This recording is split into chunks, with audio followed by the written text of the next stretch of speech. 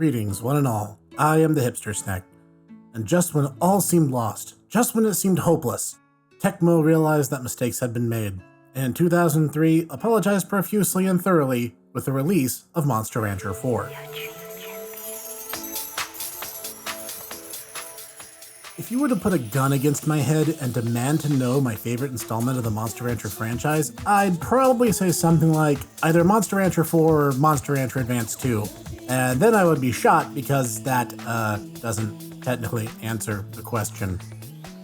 That aside, from its early stages, Monster Rancher 4 was designed to be more adventure-oriented, including its main advertisements and box art in the West. It's a zoomed-in image of a Suezo's eye, reflecting the protagonist in a Durahan, with the tagline, "Adventure is in the eye of the beholder." And while it had a ways to go on making up the goodwill lost from the last unfortunate installment, it not only managed to do so, it did so with a style entirely unique in the Monster Rancher series. I really can't think of a game with so many distinct features and systems as this one. It just oozes with style and finesse from the moment you start. And to kick it off, let's talk about how the game looks.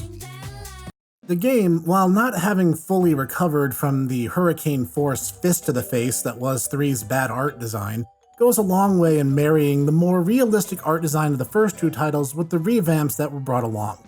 Humans and monsters alike are very stylized now, having really grown into an art style that the series would run with as its primary aesthetic going forward, and it looks great.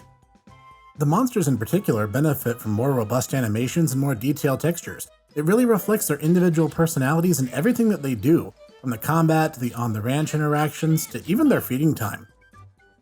The player character, Fane, really looks like the ragtag underdog hero he's meant to be, and the cast is bright and colorful characters like the energetic Yuri or the morose Rio, who act as assistants throughout the game. The world you play in is mostly 2D backdrops, but they're just beautiful to look at, and the times you're either on the ranch or on an adventure in the 3D rendered world, you really get a sense of depth and texture. It just looks fantastic in that animated fantasy way that just draws one into the world. And honestly, some of my favorite designs show up in the form of the training gadgets. These machines the monsters will use to raise their stats in lieu of traditional exercise. It just looks super cool and quirky. Even at a glance, this game just reeks of personality. The music is truly a treat as well, getting much more love in the instrumentation department than the PS1 titles were able to. At the same time, it's not just more of the same. The soundtrack in 4 is much more varied and technically proficient. From the more melodic seasonal themes to the gentle character themes to the pulse-pounding battle anthems, the music has never felt more alive, and I love it. In fact, one of my favorite songs in the game is the weird and cacophonous theme plays during the expeditions in Kalaragi Jungle. It has this sort of groove to it, and I can't help but bob along to it. The tracks are just really energetic. They suit the mood just right, whatever the occasion. I just love it. Now for my favorite part, the gameplay. And I don't mean that in a broad philosophical sense. Monster Rancher 4 is simply a joy to play because the weekly progression that colors the series up till now has been broken into 3 simple steps. Planning your monster training, which you can now schedule several weeks in advance if you want to train them to a rhythm, free time on the ranch where you can hand feed, praise, or scold monsters as required, and the weekend, where you can visit item shops and go on adventures or monster battles. The addition of a player avatar in the form of Fane adds an entirely new layer to this formula, as we get to see our representation feed and interact with monsters. Not only is this inherently endearing, it adds a human touch absent from previous titles, and it simultaneously completely changes the Rancher monster dynamic, all for the better. It's such a small and simple change, and yet it makes all the difference in the world. Being this hands-on allows for a deeper connection to the monsters, and being able to schedule everything ahead of time means you get to set routines or deviate them as you need to.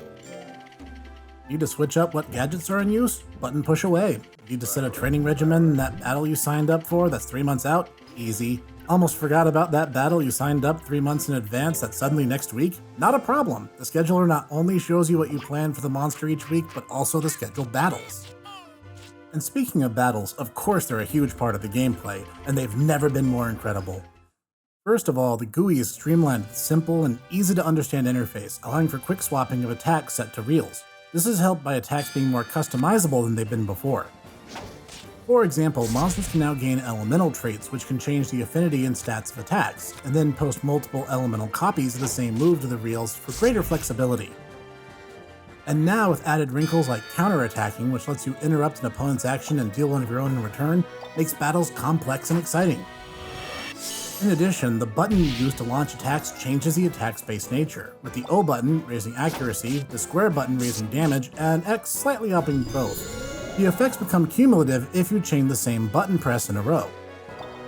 However, attacking predictably makes it easier for enemies to counter your attacks as well, meaning each battle has countless layers of strategy, all poured together in a seamless and fantastic way. Add in the fact that the accuracy stat is back where it rightfully belongs, battles have never been better. And direct link to battles are adventures, as I promised.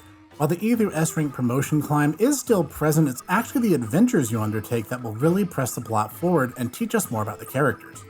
Each adventure map is procedurally generated out of a series of interconnecting rooms with various obstacles you might encounter.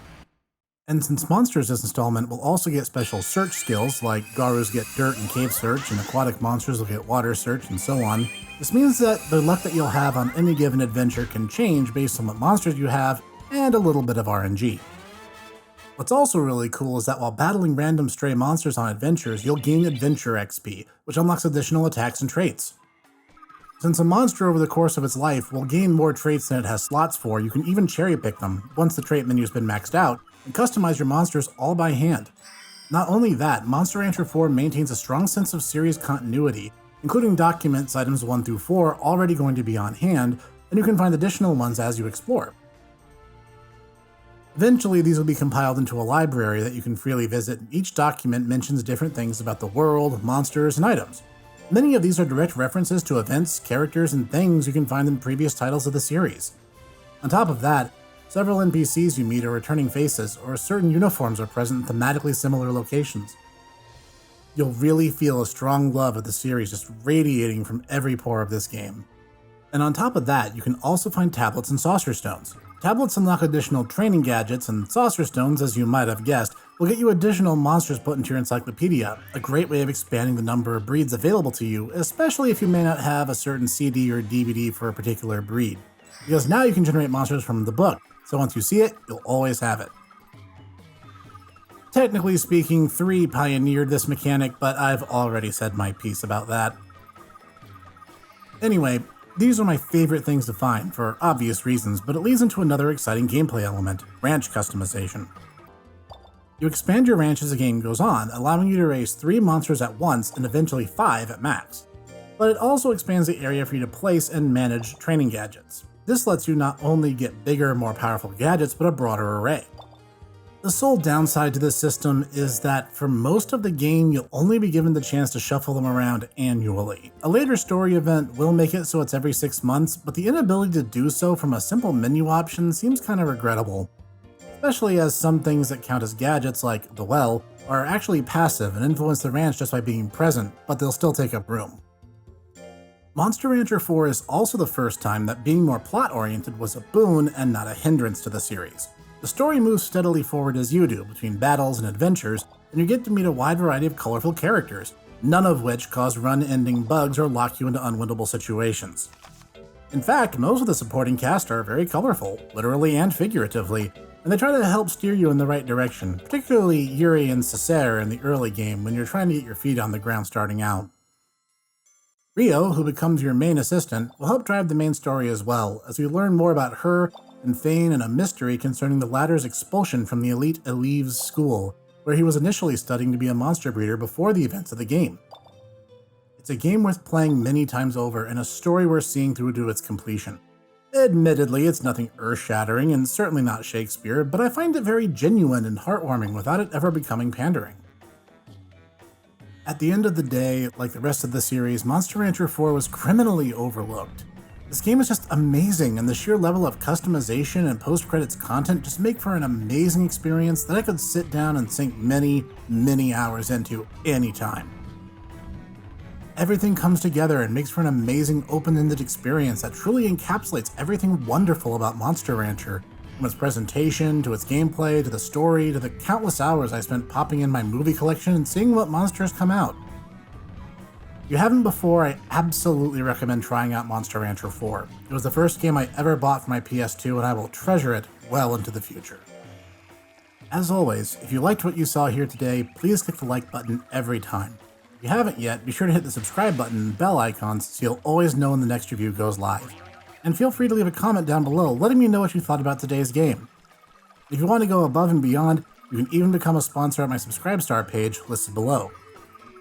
This is your humble host, the Hipster Snek, and join me next time as we complete our look at the mainline Monster Rancher titles with Monster Rancher EVO. I will see you there.